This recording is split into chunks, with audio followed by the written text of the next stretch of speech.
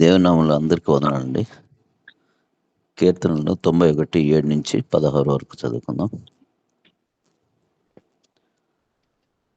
నీ ప్రక్కను 1000 మంది పడినను, నీ కుడి ప్రక్కను 10,000 మంది కూలినను అపాయము నీ యొద్దకు రాదు. నీవు కన్నులారా చూచుచుండగా భక్తిహీనులకు ప్రతిఫలము కలుగును. యెహోవా, నీవే నా ఆశ్రయము అని నీవు మహోన్నతుడైన దేవుని నీకు నివాస స్థలముగా చేసుకొని ఉన్నావు. నీకు అపాయమేమియూ రాదు, ఏ తెగులును నీ గుడారమును సమీపించదు. నీ మార్గములన్నిటిలో నిన్ను కాపాడుటకు ఆయన నిన్ను గూర్చి తన దూతలను ఆజ్ఞాపించును. నీ పాదములకు రాయి తగులకుండా వారు నిన్ను తమ చేతుల మీద ఎత్తి పట్టుకొందురు. నీవు సింహములను నాగుపాములను త్రొక్కెదవు, కొదమ సింహములను భుజంగములను అనగద్రొక్కెదవు. అతడు నన్ను ప్రేమించుచున్నాడు గనుక నేను అతన్ని తప్పించేదను. అతడు నా నామము నెరిగిన వాడు గనుక నేను అతని ఘనపరిచెదను. అతడు నాకు మొర్రపెట్టగా నేను అతనికి ఉత్తరం ఇచ్చేదను. శ్రమలో నేను అతనికి ఉండేదను. అతన్ని విడిపించి అతని గొప్ప చేసేదను. దీర్ఘాయువు చేత అతనిని తృప్తిపరిచేదను. నా రక్షణ అతనికి చూపించేదను. ఆమేన్. దేవుడి పరిశుద్ధ వాక్యం దీవించును గాక. Thank you very much Peter గారు. Thank you. Good morning to all. అందరికి కూడా ప్రభు నామములో శుభములు చెప్తూ ఉన్నాను. ఉదయకాల సమయంలో 91వ కీర్తన మనం ధ్యానం చేస్తూ ఉన్నాం.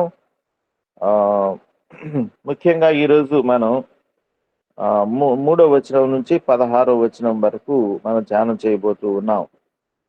యాక్చువల్గా నేను కొన్ని వర్సెస్ డీటెయిల్డ్గా ధ్యానం చేయాలని ఆశపడుతున్నా. అయితే మరి మన వాళ్ళకి ఏమన్నా కొంత లెంగ్త్ అవుతుందేమో అనే ఉద్దేశంతో ఈరోజు ఈ కీర్తనని కంప్లీట్ చేసుకున్నాం. అయితే మొదటిగా గతంలో మనం చూసుకున్నట్టుగా 91వ కీర్తన రకరకాల కామెంట్లు ఉన్నప్పటికీ రిటర్న్ బై డేవిడ్ అని, లేకపోతే రిటర్న్ బై మోజెస్ అని. అయితే ఇక్కడ 91వ కీర్తన మోషే చేసిన ప్రార్థన అని ఉంది. కంటిన్యూషన్గా 91వ కీర్తన వస్తూ ఉంది. నీవే ఎక్కువ మంది అభిప్రాయపడి 91వ కీర్తన మోషే గారు రాశారనేటువంటిది. కాబట్టి ఆయన అనుభవపూర్వకమైనటువంటి మరి ఆత్మీయ అనుభవం నుంచి రాసినటువంటి ఈ యొక్క కీర్తన ఎన్నో అప్ అండ్ డౌన్స్, లేకపోతే ఎన్నో రకరకాల ప్రమాదాల నుంచి దేవుడు కాపాడిన విధానాన్ని తలుసుకొని చెప్పినటువంటి కీర్తన.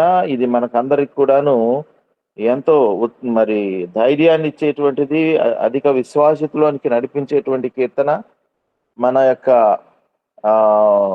ఆత్మీయ పరుగుని మరింతగా స్పీడప్ చేసేటువంటి కీర్తన అని చెప్పవచ్చు. మనం ఎక్కువగా ప్రయాణాల్లో వెళ్ళేటప్పుడు ఈ యొక్క కీర్తన చదువుకోవడం కూడా పరిపాటే. రైట్. ఈరోజు మనం 3వ వచనం నుంచి ధ్యానం చేయబోతూ ఉన్నాం. మొట్టమొదటిగా మనం మహోన్నతుని చాటు నివసించువాడు, సర్వశక్తి నేను విశ్రమించువాడు అనే విషయాన్ని మనం ధ్యానం చేశాం. దాన్ని కూర్చున్నటువంటి సాక్ష్యంగా 2వ వచనం, ఆయనే నాకు ఆశ్రయము, నా కోట, నేను నమ్ముకున్న దేవుడని దైవదేవుడు మరి సాక్ష్యం చెప్తూ ఉన్నాడు. తర్వాత ఈరోజు 3 అంటే ఈ యొక్క ప్రమాదకరమైనటువంటి పరిస్థితుల్ని ఇక్కడ నుంచి మనకు ప్రారంభం అయ్యాయి. అంటే పరిస్థితులు కాదండి, అలాంటి పరిస్థితుల్లో తప్పించిన అనుభవాలు. 1 వేటకాని ఉరి అంటాడు, నాశనకరమైన తెగులు. వేటకాని యొక్క ఉరి మనం చాలా జాగ్రత్తగా ఉండవలసిందిగా ఈ యొక్క వాక్యంలో మనం హెచ్చరిస్తూ ఉన్నాడు. వేటగాడు అంటే ఏమాత్రం ఏమరపాటున్నా, ఏమాత్రము మన భక్తి జీవితంలో అలర్ట్నెస్ లేకపోయినా మరి శత్రువు వేటగాడు లాగా పొంచుకొని ఉన్నాడు అనేటువంటి మాట ఇక్కడ మనకు హెచ్చరికగా ఉన్నది. అదే విధమైన నాశనకరమైనటువంటి తెగులు అనేటువంటి మాట కూడా మనం ఇక్కడ వింటూ ఉన్నాం. అయితే దీని నుంచి దేవుడు తన రెక్కలతో కప్పును అనేటువంటి మాట మనకు ధైర్యాన్ని ఇస్తుంది. ఆయన రెక్కల కింద నీకు ఆశ్రయము కలుగును, ఆయన సత్యము కేడెమును డాలునై ఉన్నది. కనుక ఇది చాలా ప్రోత్సాహకరమైనటువంటి మాటగా మనకు దొరుకుతూ ఉంది. అలాంటి దేవుని చాటున మనం నివసించేటువంటి గొప్ప భాగ్యము, ధన్యత మనకు దొరికింది. అందుకనే యేసన్న గారు ఒక పాట పాడతాడు. చక్కటి పాట అది. మహోన్నతుడా నీ కృపలో నేను నివసించుట నా జీవిత ధన్యతయున్నది. మహోన్నతుడా నీ కృపలో నేను నివసించుట నా జీవిత ధన్యతయున్నది. మూడువాడిన జీవితాలను చిగురింప చేయగలవు నీవు. మారానుభవం మధురముగా మార్చగలవు నీవు.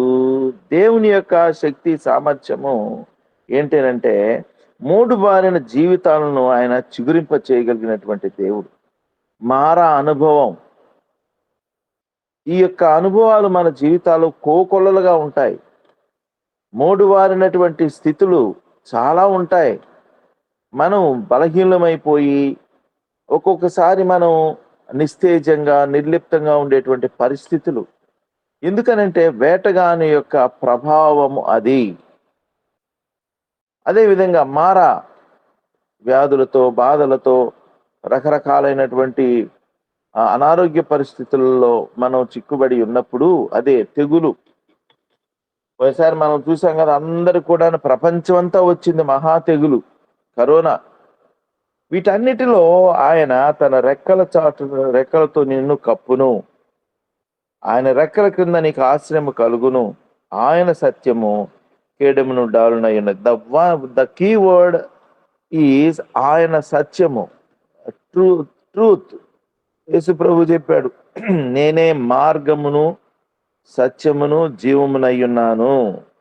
కనుక ఎప్పుడూ కూడా వాక్యము సత్యమైనటువంటిది. అలాంటి వాక్యమును మనం ధరించినప్పుడు, మన హృదయంలో ఉంచుకున్నప్పుడు, ఆ వాక్యము యుద్ధమునకు వెళ్ళేటువంటి ఒక సైనికునికి ఎలాగా డాలు కేడెమయ్యున్నదో, కేడెమును డాలునయ్యున్నదో, అలాగా సత్యం మనకు ఉపయోగపడుతుంది అని వాక్యం సెలవిస్తూ ఉంది.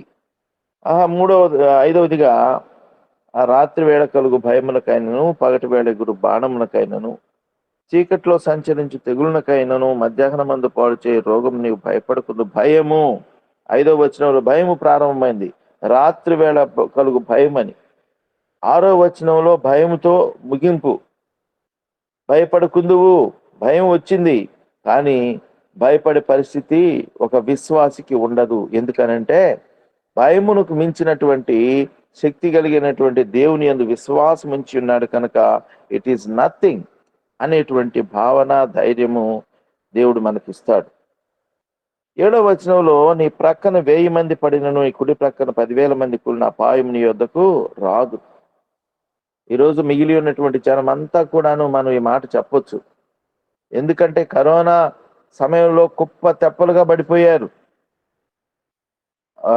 చాలా మంది మన చుట్టూ చనిపోవడం జరిగింది, చాలా మంది. కనుక ఇలాంటిది నీ ప్రక్కన 1000 మంది పడిన, కుడి ప్రక్కన 10,000 మందికి అపాయం నీ వద్దకు రాదు. దేవునిని మనం ఆశ్రయముగా, కోటగా కలిగి ఉన్నప్పుడు ఇలాంటి భయంకరమైన పరిస్థితిలో కూడా వాక్యం ఏమి సెలవిస్తుందంటే నీ యొద్దకు రాదు, అపాయము నీ యొద్దకు రాదు. కనుక ఎన్నో అపాయాలను మనం ఎదుర్కొంటూ ఉన్నాం.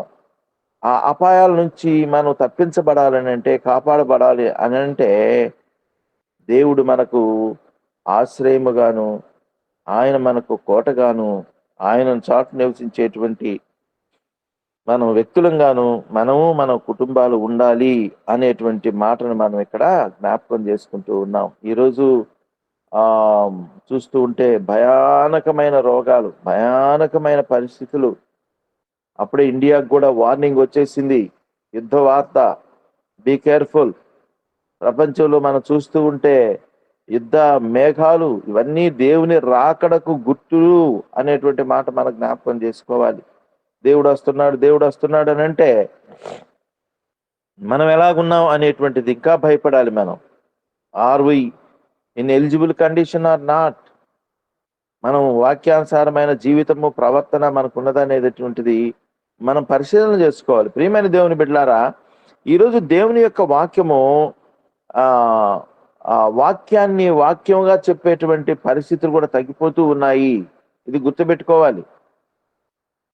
దిద్దే వాక్యము, బుద్ధి చెప్పు వాక్యము, గద్దించు వాక్యము, మనల్ని కరెక్ట్ చేసేటువంటి వాక్యము ఈ రోజుల్లో చాలా అరుదుగా కనపడుతూ ఉంది. నేను ఓల్డ్ మెసేజ్ వింటూ ఉంటా. మరి గొప్ప దైవజనుల యొక్క వర్తమానాలు వింటూ ఉంటాను. నేను ఎక్కువగా వాటినే వింటూ ఉంటా. ఎందుకు అనంటే ఆ క్రమం వేరే, ఆ డిసిప్లిన్ వేరే, ఆ యొక్క వాక్యం వచ్చేటువంటి పరిస్థితి, ఆత్మలో నుంచి వచ్చేటువంటి పరిస్థితి వేరే. వాళ్ళంత డిసిప్లిన్ గా మరి వాళ్ళు వాక్యాన్ని ఎంత భయభక్తులతో వాక్యాన్ని అందించారో ఈరోజు కేర్లెస్ గా ఉండడం గమనిస్తూ ఉన్నాం. అందుకనే వాక్యం ఈ రోజుల్లో జోకొట్టే వాక్యము, ఆకర్షించేటువంటి వాక్యము, లేకపోతే అది కమర్షియల్. ఎందుకు ఈ మాటలు మనం చెప్పుకోవాల్సి వస్తుందనంటే, ఎక్కువగా నా యొక్క మెసేజ్ లో కూడా నేను కొన్ని ఈ దిద్దుబాట్ల గురించి ఎక్కువగా చెప్తూ ఉంటా.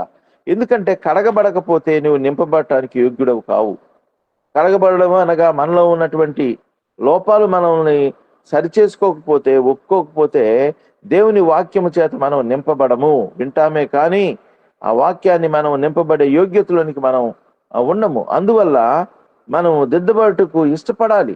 ప్రజలు కూడా ఈరోజు వాక్యం ఒక వ్యక్తిని ఆకర్షించేటువంటి వాక్యము, ప్రియమైన మాటలు పలికేటువంటి బోధ, ఇవన్నీ కూడా ఆరోగ్యకరమైనవి కావు. కాబట్టి అందుకని పౌలు గారు చెప్తున్న, కుమారుడ తిమోతి, నీవు బోధించుటకు ఎలాగుండాలంటే బుద్ధి చెప్పుటకు, గద్దించుటకు, దిద్దుటకు అని చెప్తూ నువ్వు సిద్ధపడి ఉండాలి, నువ్వు అలాగ చెప్పాలి అంటాడు ఆయన.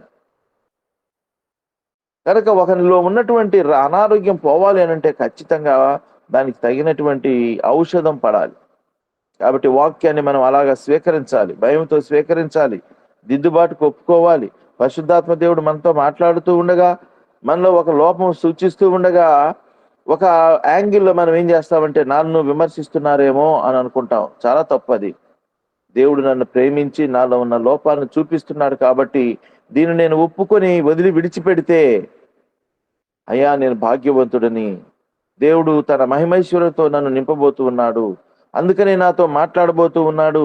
ఒక ప్రియమైన బిడ్డ పట్ల తండ్రి కోపడ్డాడు అని అంటే ఆ బిడ్డ యొక్క భవిష్యత్తును బాగుండాలని కోరుకున్నట్లే దేవుడు కూడా మనతో మాట్లాడుతూ ఉంటాడు. కనుక ఈ యొక్క వాక్యాన్ని మనం సన్మానించే వారంగా విని వదిలిపెడితే వాక్యపు యొక్క విలువను మనము నిర్లక్ష్యం చేస్తున్నట్టే. కాబట్టి జాగ్రత్తగా మనం ఈ యొక్క పరిస్థితిని గమనించాలి. అటువంటి ధన్యత, భాగ్యం, మనం దేవుని చాటు నివసించేటువంటి ధన్యత మనకు దొరికింది. నీ కృపలో నేను నివసించుట నా జీవిత ధన్యత అయ్యున్నది, ఇందాక పాడుకున్నాం కదా. కాబట్టి అట్ట ధన్యత దేవుడు మనకి ఇచ్చాడు, మనకు దొరికింది, అనేక మందికి దొరకలేదు. కాబట్టి ఈ భయానకమైనటువంటి పరిస్థితిలో దేవుని వాక్యం ఏం చెబుతుందంటే, డోంట్ కేర్, అపాయం నీ యొద్దకు రాదు. ఎప్పుడైతే నీవు సత్యమును చేతబట్టుకొని ఉన్నావో, వాక్యమును ధరించి ఉన్నావో, మరి నన్ను నీవు ఆశ్రయముగా చేసుకొని ఉన్నావో. ఈరోజు ఇస్రాయెల్ దేశం మీద రాత్రి నేను డీటెయిల్ గా చూశానది. ఐరన్ డోమ్ ఒక కవచంలాగా పనిచేస్తూ ఉంది.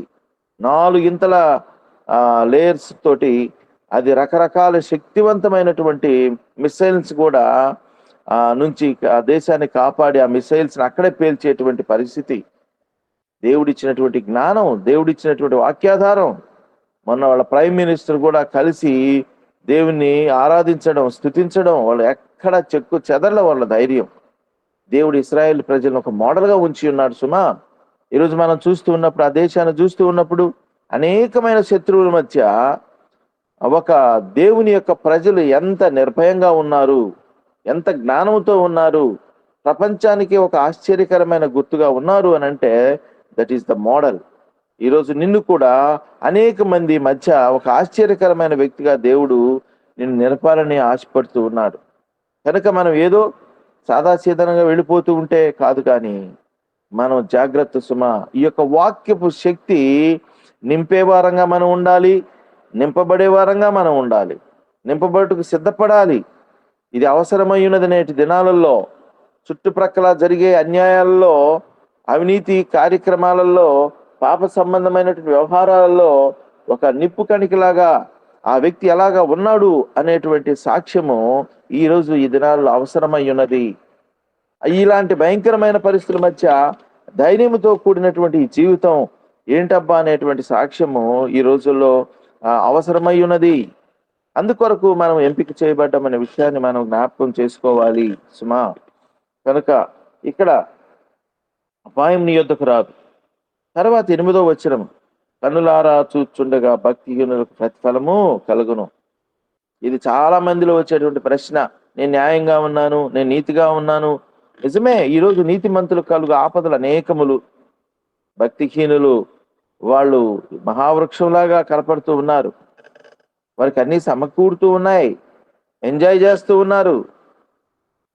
అయితే నీతిమంతుడైనటువంటి భక్తిపరుడైనటువంటి విశ్వాసి యొక్క ప్రశ్న ఏంటంటే, నేను ఎందుకు ఇలాగా మరి అనేకమైనటువంటి పరిస్థితులు కూడా వెళ్ళవలసి వస్తూ ఉన్నది, అనేకమైన ఆపదలు నన్ను కృంగదీస్తున్నాయి, లేకపోతే పేదరికం నన్ను కృంగదీస్తూ ఉన్నది. మరి కంపేర్ చేసినప్పుడు ఒక దుర్మార్గుడేమో పచ్చగా ఉన్నాడు, హ్యాపీగా ఉన్నాడు, అదంతా తాత్కాలికం. వారి గురించి చెప్పే మాట ఏంటంటే, నీవు కన్నులారా చూచుండగా భక్తిహీనులకు ప్రతిఫలం కలుగును. ఆ మాట, నీతిమంతులకు దేవుని దగ్గర ప్రతిఫలం ఉన్నది, భక్తిహీనులకు ప్రతిఫలం కలగబోచున్నది అనే మాట మనం ఉదయకాలంలో మనం జ్ఞాపకం చేసుకోవాలి. 9వ వచనం, యెహోవా నీవే నా ఆశ్రయమని నీవు మహోన్నతులైన దేవుని నీకు నివాస స్థలముగా చేసుకుని ఉన్నావు. వై? బికాస్, ఎందుకని అనగా మహోన్నతులైన దేవుని నీకు నివాస స్థలముగా మళ్ళీ రిపీట్ చేస్తూ ఉన్నాడు. ఆయనే ఆశ్రయము, ఆయనే మనకు నివాస స్థలము. మళ్ళీ జ్ఞాపకం చేస్తూ ఉన్నాడు. మొదటి వచనంలో వచ్చినటువంటి ఆ విషయం మళ్ళీ జ్ఞాపకం చేస్తూ ఉన్నాడు. ఎందుకంటే ఒకవేళ కొన్నిసార్లు మనం మర్చిపోతాం, మన ఉనికి, మన యొక్క స్థితి మర్చిపోతాం. అందుకని మరలా మనల్ని జ్ఞాపకం చేస్తూ ఉన్నాడు దేవుడు. జాగ్రత్త సుమా, నీవు ఆశ్రయముగా చేసుకుని ఉంటే, మహోన్నతుల చాటు నువ్వు నివసించగలిగితే, మహోన్నతులైనటువంటి దేవుని నీకు నివాస స్థలంగా చేసుకుని ఉంటే, వీటికన్నిటిని గురించి నువ్వు భయపడాల్సిన పని లేదు. నిన్ను పోషించువాడు నేనే అని దేవుడు సెలవిస్తున్నాడు. నిన్ను కాపాడువాడు నేనే అని దేవుడు సెలవిస్తూ ఉంటున్నాడు. నీ యొక్క ఆత్మీయ జీవితానికి నిర్మాణకుడును నేనే, అధిక విశ్వాసతలో నడిపించేటువంటి వ్యక్తి నేనే అని దేవుడు సెలవిస్తూ ఉన్నాడు. కాబట్టి 10వ వచనం, నీకు అపాయమేమీ రాదు, ఏ తెగులు నీ గుడారమును సమీపించదు. ఇది కుటుంబానికి సంబంధించినటువంటి నీ గుడారము. నీ గుడారం ఈ దినం ఎలాగా ఉన్నది? నీ గుడారము దేవునికి నివాసయోగ్యంగా ఉందా? నీ గుడారము ఎలాగా ఉన్నది? మొట్టమొదటిది, గుడారము అనగా నివసించున్నది అర్థము. అది మనము నివసించినది కావచ్చు, దేవుడు నివసించినది కావచ్చు. దేవుడు నివసించినది మన హృదయమే. కొత్త నిబంధన ప్రకారము దేవునికి ఇష్టమైనటువంటిది నీ యొక్క హృదయం. నీ హృదయం ఎలాగా ఉంది? నీ ఆలోచనలు ఎలాగా ఉన్నాయి? మరి ఎన్నో సంవత్సరాలుగా దేవునితో స్నేహం చేస్తున్నావు, కానీ అంతరంగంలో ఆయనకు చోటున్నదా? కుటుంబంలో ఆయనకు చోటున్నదా? ఈ విషయాన్ని మనం పరిశీలనగా మనం చేసుకోగలిగితే ఆ ప్రయోజనం మనం పొందుతాం. కాబట్టి మరి ఒకసారి వాక్య పరిశీలనలోనికి మనం రావాలి. మన గుడారము ఏ అపాయంలోనికి రాకుండానట్లుగా మనం కాపాడబడాలి సుమా. జాగ్రత్త కలిగి ఉన్నాం. ఒక్క చిన్న తప్పు మరి పెద్ద నష్టానికి దారి తీసినట్లుగా మనలో ఉండేటువంటి ఒక చిన్న దాన్ని డీవియేషన్, వాక్యాన్ని ప్రక్కన పెట్టినటువంటి స్థితి ఒక నష్టాన్ని కలిగిస్తుందేమో. అందును బట్టి మనం చాలా భయపడి ముందుకు సాగవలసినటువంటి వారంగా మనం ఉంటూ ఉన్నాం. 11వ వచనము, నీ మార్గములన్నిటిలో నిన్ను కాపాడుటకు ఆయన నిన్ను గూర్చి తన దూతలకు ఆజ్ఞాపించును. ఇది ఎంత గొప్ప మరి వాగ్దానం అండి! ఎంత గొప్ప కేర్ చెప్పండి. పనికి మాలిన మనల్ని గూర్చి దూతలకు ఆజ్ఞ వస్తూ ఉందంట. ఈ వ్యక్తి ఎంత ధన్యుడో, ఎవరి వ్యక్తి? మహోన్నతుని చాటు నివసించువాడు, సర్వశక్తుని నీడను విశ్రమించువాడు, ఆయనని కేడెముగా కోటగా కలిగి ఉన్నటువంటి వాడు. కాబట్టి ఈ వ్యక్తికి గూర్చి దేవుడు how God is giving so important to this common man.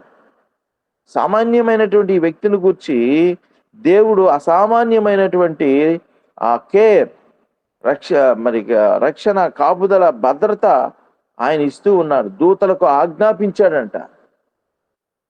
ఎంత గొప్ప విషయం ఇది. ఒకసారి నేను ఒక బ్లైండ్ గాడ్ సర్వెంట్ సుళ్ళూరుపేటకి రావడం జరిగింది. ఒక మందిరానికి, భక్సింగ్ వాళ్ళ సాహసం మందిరానికి వచ్చినప్పుడు నేను దానికి వెళ్ళలేకపోయాను. ప్యారలల్ గా మా షారోన్లో మీటింగ్స్ ఉన్న కారణంగా. అయితే గిడియన్స్ యూనిట్కి నేను ప్రెసిడెంట్ అప్పుడు అక్కడ. నేను దేనికి కూడా ఏ అసోసియేషన్ ఎవరైతే ప్రకటిస్తారో ఆయన వాక్యమును ప్రకటించు దూతలారా అంటాడు, బలశూరులారా అంటాడు. మనకు అది కీర్తనలో చెప్తాడు, దేవుని వాక్యము ప్రకటించువారు, ఆయన వాక్యమును గైకొన్నవారు, చేతపట్టిన వారు, వారు ఎవరంటే మహాబలవంతులు, వారు దూతలు. కనుక దేవుని యొక్క కార్యాలు ఎంత ఆశ్చర్యకరంగా ఉంటాయో మనం అనుభవిస్తే గాని మనకు తెలియదు. కనుక ఈ అనుభవపూర్వకమైనటువంటి సాక్ష్యాలు మనలో నుంచి రావాలి. ఆ సాక్ష్యాలు వచ్చినట్లుగా మనం దేవునికి అప్పగించుకోవాలి. మన ఇష్టానుసారమైనటువంటి భక్తి, నీ స్వబుద్ధిని ఆధారము చేసుకుని అనేటువంటి మాట మనకు ఉన్నది కదా సామెతల గ్రంథం 3వ అధ్యాయంలో. దాని నుంచి మనం బయటపడాలి. ఈరోజు చాలా నష్టం దేని వల్ల జరుగుతుందంటే, నీ స్వబుద్ధి, ఇష్టమైన భక్తి, ఇష్టమైనటువంటి వాక్య బోధ, ఇష్టమైనటువంటి భక్తి జీవితం విధానము. జాగ్రత్త సుమా, దేవుడిచ్చిన అవకాశాన్ని పోగొట్టుకోకూడదు మనం. 11 నీ మార్గములన్నిటిలో నేను కాపాడుక నేను తన దూతలకు ఆజ్ఞాపించును. 12 వచ్చి నీ పాదములకు రాయి తగలకుండా వారు నేను తమ చేతుల మీద ఎత్తి పట్టుకొందురు. రాయి తగలకుండా వారు నేను తమ చేతుల మీద ఎత్తి పట్టుకొందురు. ఇది గొప్ప దైవజనుల యొక్క జీవితాల్లో జరిగినటువంటి అక్షర సత్యం. వారి యొక్క మాటలు వింటూ ఉంటే ఎంత మరి మనకు ఆ ఇన్స్పిరేషన్ ఈ రోజుల్లో లేవవి. ఈ రోజుల్లో వాక్యం వింటూ ఉన్నాం కానీ ఆ వాక్యంలో, ఆ వాక్యపులో ఉన్న సత్యం బయటికి రావట్లేదు. ఎట్లా వస్తుంది? మానవ జ్ఞానం చాలదు. అది వాక్య ధ్యానం ఉండాలి. వాక్యమును ధ్యానించువాడు, దివారాత్రము దాన్ని ధ్యానించువాడు నీటి కాలువల యోరన నాటబడినటువంటి మొక్కలాగా ఉంటాడు. వాక్య ధ్యానం. కాబట్టి ఇక్కడ నీ పాదములకు రాయి తగులుకుండా వారు నిన్ను తమ చేతుల మీద ఎత్తి పట్టుకొందురు. దేవుని యొక్క వాక్యము ఎంత శ్రేష్టమైనదో తెలిసిన ఈరోజు మన పాదములు, సువార్త ప్రకటించు వాని పాదములు పర్వతముల మీద అతి శ్రేష్టమైనటువంటి సుందరమైనటువంటివి. పర్వతములు ఉన్నత స్థితిలో ఉంచబడినటువంటివి అని అర్థం. దేవుని యొక్క ఏర్పాటు ఎంత శ్రేష్టమైనదో దీనిని మనం జ్ఞాపకం చేసుకోవాలి సుమా.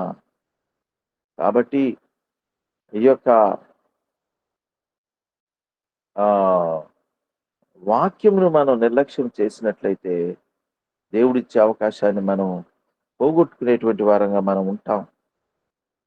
కనుక ప్రియమైన దేవుని బిడ్డలారా, 13వ వచనములోనికి వద్దాం.